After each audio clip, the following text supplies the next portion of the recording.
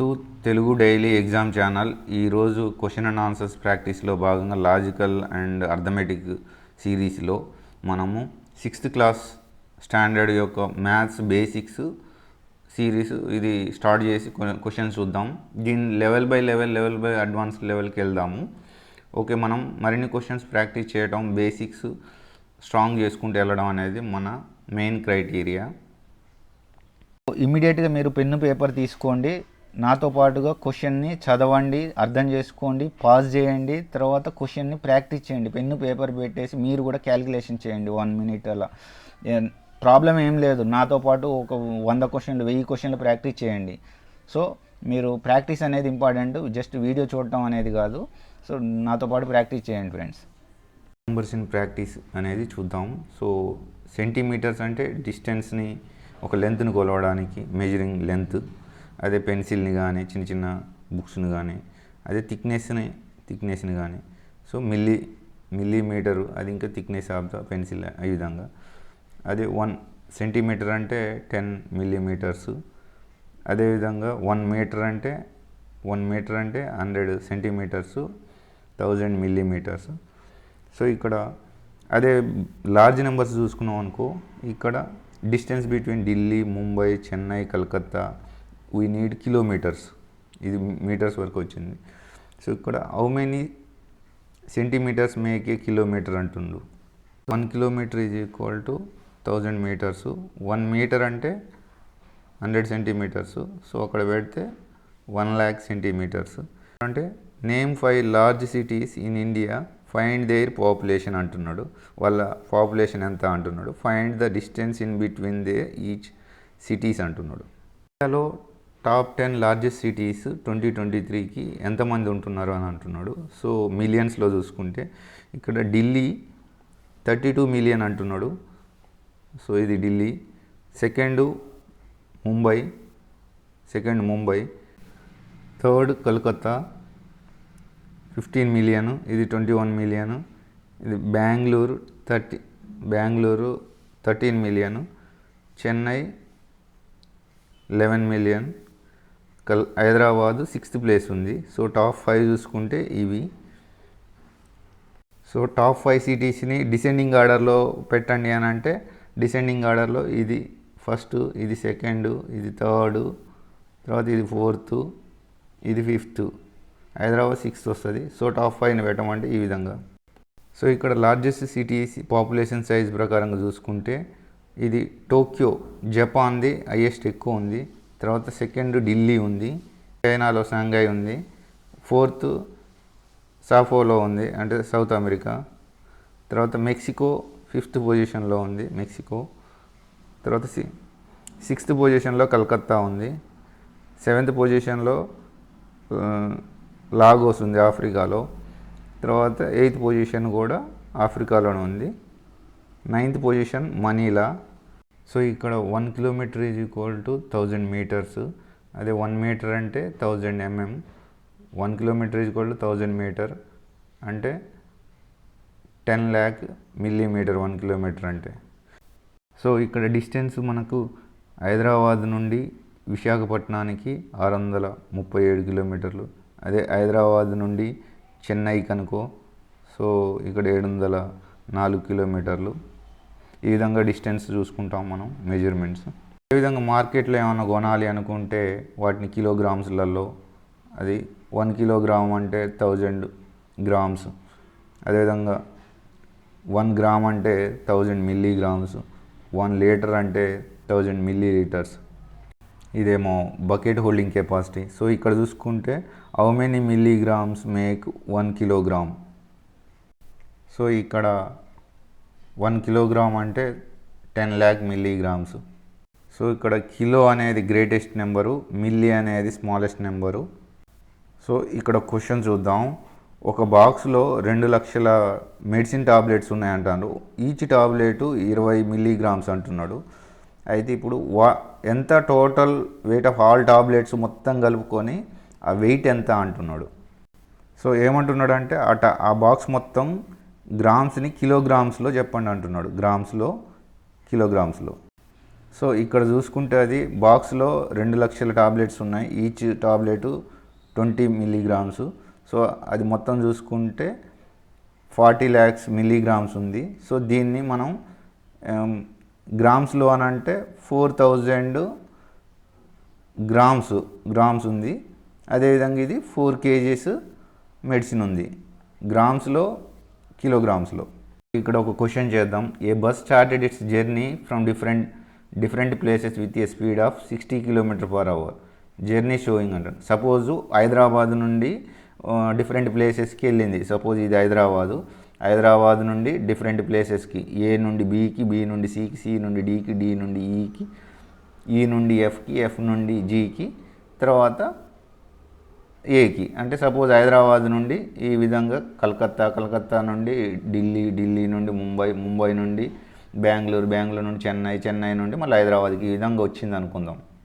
So find the total distance covered from A to D అంటుండు. So ఇక్కడ ఈ ఏ నుండి డి వరకు ఎంత డిస్టెన్స్ కవర్ అయింది అడుగుతున్నాడు. సో ఎంత ట్రావెల్ అయింది అని అంటే మొత్తం 9,740 కిలోమీటర్లు. సో ఎగ్జామ్ పాయింట్ ఆఫ్ వ్యూలో చాలా సింపుల్ క్వశ్చన్స్, కానీ ఫాస్ట్ క్యాలిక్యులేషన్స్ అనేవి, మైండ్ క్యాలిక్యులేషన్స్ అనేవి జరగాలి. ఇక్కడ ఏమంటున్నాడు అంటే total distance covered from D to G అంటున్నాడు. అంటే డి టు జీకి ఎంత డిస్టెన్స్ కవర్ చేసింది అని అంటున్నాడు.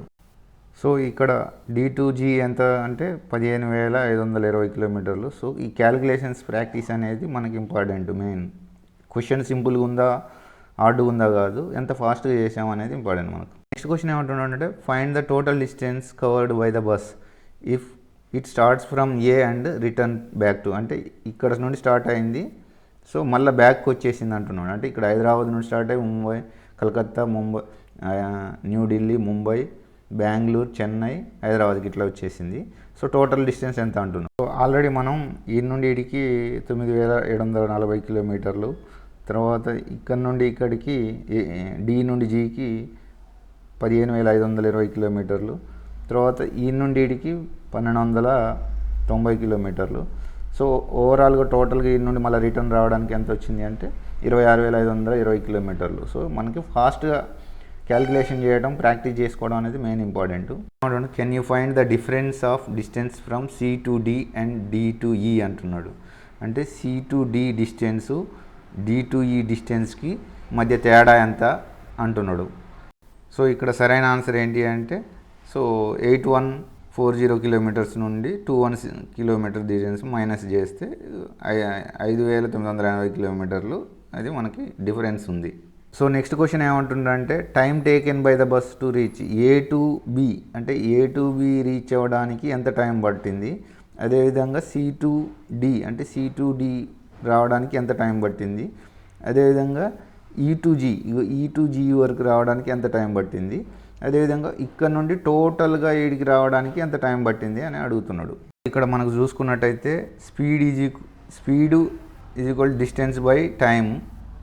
అంటే వేగము అంటే దూరము బై కాలం. మనకి ఇది ఆల్రెడీ మనకు తెలుసు, ఇది ఒకటి గుర్తుపెట్టుకుంటే సరిపోతుంది.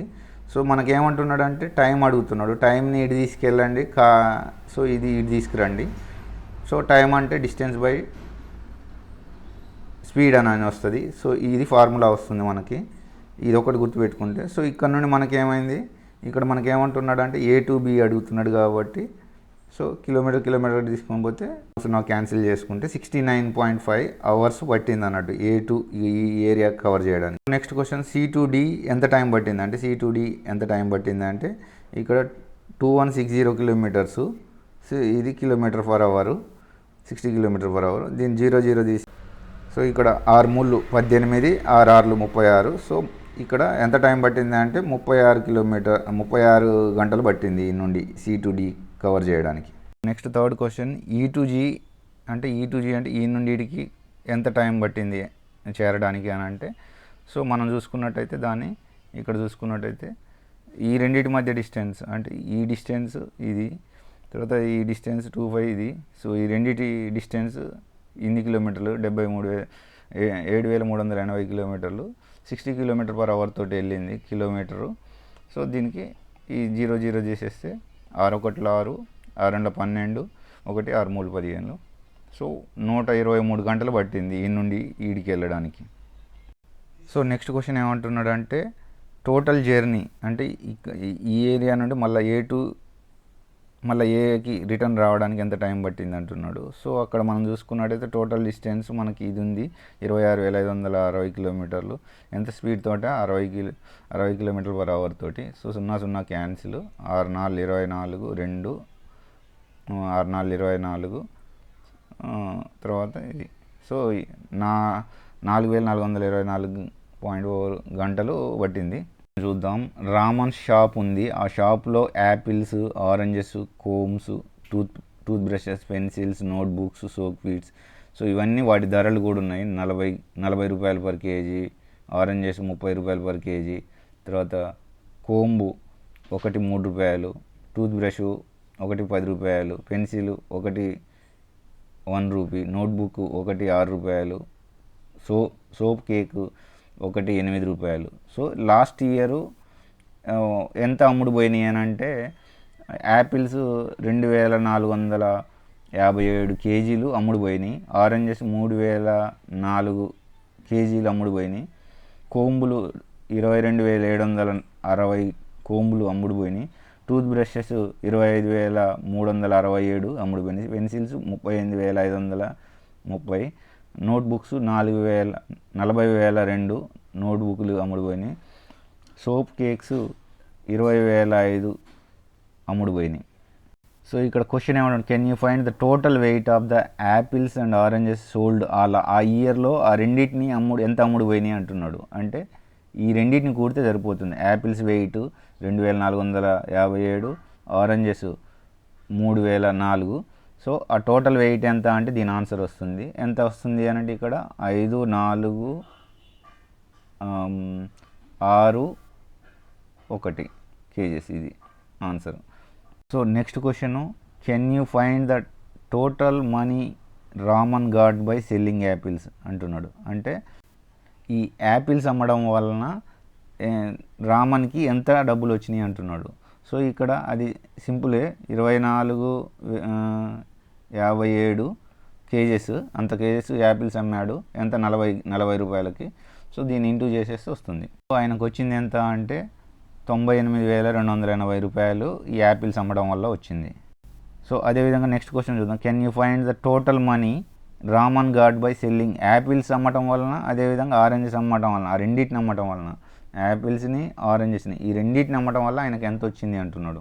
సో ఇక్కడ ఆరెంజెస్ అమ్మడం వల్ల అంటే 3,004 కేజీలు 30 రూపాయలతోటి అమ్మిండు.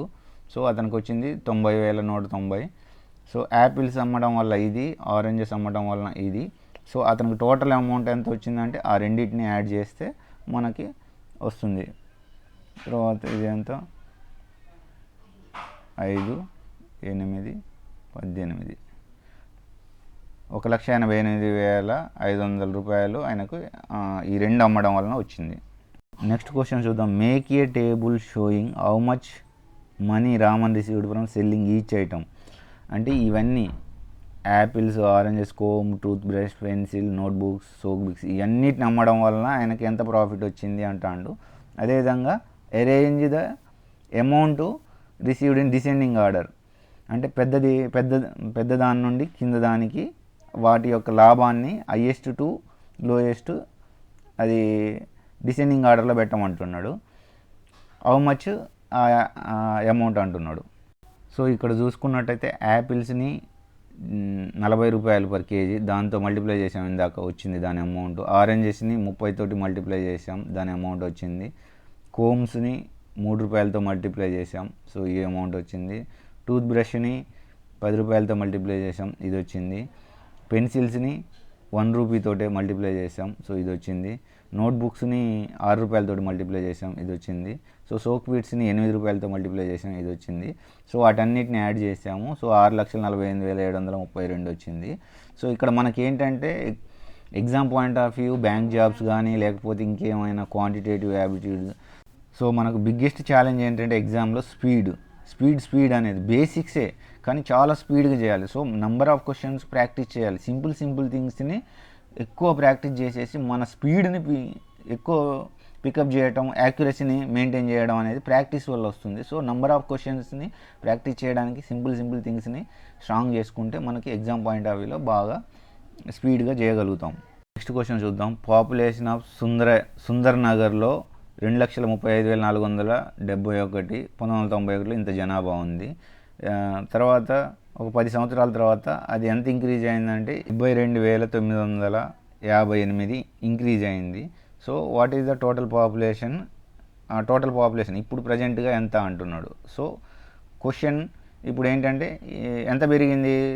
72,958. సో ఈ రెండింటిని యాడ్ చేయి. 1991లో జనాభా ఇది. సో ఇది 2021లో జనాభా ఇంత పెరిగింది అన్నారు. సో ప్రజెంట్గా ఎంత అంటే ఆ రెండింటిని యాడ్ చేసినాం అనుకో వస్తుంది. సో ఇట్లా ఈ విధంగా చేయొద్దు, కానీ ఇది మొత్తం మైండ్ క్యాలిక్యులేషన్స్ ఇక్కడనే ఫాస్ట్గా క్విక్గా చేసేసేయాలి. సిటీ పాపులేషన్ ఇది. సో నెక్స్ట్ క్వశ్చన్ చూద్దాం. ఒక రాష్ట్రంలో నంబర్ ఆఫ్ బైసికిల్స్ అంటే సైకిళ్ళు అమ్మటం 2022-23లో 7,43,000 బైసికిల్స్ అమ్మారు అంటున్నాడు. నెక్స్ట్ ఇయర్ అంటే 2023-24కి బైసికిల్స్ సోల్డ్ 8,01,000 అమ్మారు. In which year more bicycles sold అంటున్నాడు. ఏ సంవత్సరంలో ఎక్కువ బైసికిల్స్ అమ్మారు అంటున్నాడు. ఆబ్వియస్గా ఎక్కువ అన్నది ఏంటి? ఈ ఇయర్లో 8 లక్షలు కాబట్టి. సో దీనికి ఏ ఇయర్లో అంటే 2003-2004లో ఎక్కువ బైసికిల్స్ అమ్మారు. హౌ మెనీ మోర్ అంటున్నాడు. 7,01,000 నుండి 7,43,000ని తీసేస్తే 57,100 ఈ ఇయర్లో ఎక్కువ అమ్మారు. హౌ మెనీ మోర్ అంటే ఇది. సో ఇది మైండ్ క్యాలిక్యులేషన్స్ ఫాస్ట్గా చేయాలి. బ్యాంక్ జాబులు కానీ, స్టాఫ్ సెలెక్షన్ కానీ, ఇంకేదైనా Group 1, Group 2, Group 3, Group 4లో ఈ విధంగా చిన్న క్వశ్చన్స్ కూడా అడిగినప్పుడు ఇది మైండ్ క్యాలిక్యులేషన్స్ తోటి ఫాస్ట్గా చేయాలి. సో ఇక్కడ సరైన ఆన్సర్ 57,100 పెరిగింది. 57,100 మోర్ బైసికిల్స్ సోల్డ్ ఇన్ ఆ సంవత్సరంలో అమ్మారు. క్వశ్చన్ చూద్దాం. Town news papers published every day. ఒక టౌన్లో న్యూస్ పేపర్స్ పబ్లిష్ చేస్తున్నారు. 1 కాపీ హ్యాజ్ 12 పేజెస్. ఒక కాపీలో 12 పేజీలు ఉంటాయి న్యూస్ పేపర్లో. ఎవ్రీడే 11,980 కాపీస్ని ప్రింట్ చేస్తున్నారు. How many total pages printed everyday?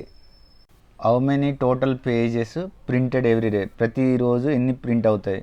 So ఒకరోజు ఇన్ని.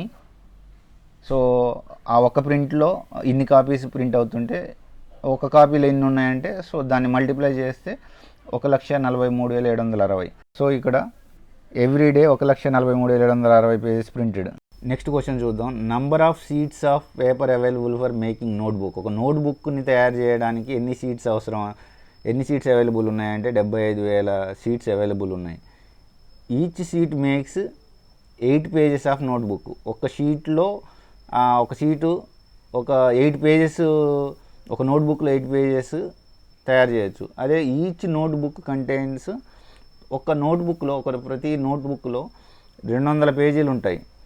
How many notebooks can be made from the available paper? ఈ అవైలబుల్ పేపర్ మనకైతే ఇప్పుడు ఇక్కడ అవైలబుల్ ఎన్ని ఉన్నాయో ఆ షీట్స్లో ఎన్ని పేపర్స్ నుండి ఎన్ని బుక్స్ మనం తయారు చేస్తాం అంటే ఒక నోట్బుక్కి 200 పేజీలు అవసరం. 200 పేజీలు పడతాయి. సో 200 పేజీలు అంటే ఇక్కడ ఎన్ని అంటే ఒక షీటు 8 పేజీలు అంటే ఇక్కడ 8ని డివైడ్ చేసినాక 25 షీట్లు అవుతాయి. సో 25 షీట్లు అవసరం. కానీ మనకి మొత్తం ఎన్ని ఉన్నాయి? 75,000. సో 75,000 షీట్లు ఉన్నాయి. ఎన్ని నోట్బుక్లు అవసరం ఉంటుంది? సో ఇక్కడ క్రాస్ మల్టిప్లై చేసుకున్నాం అనుకో 75/25.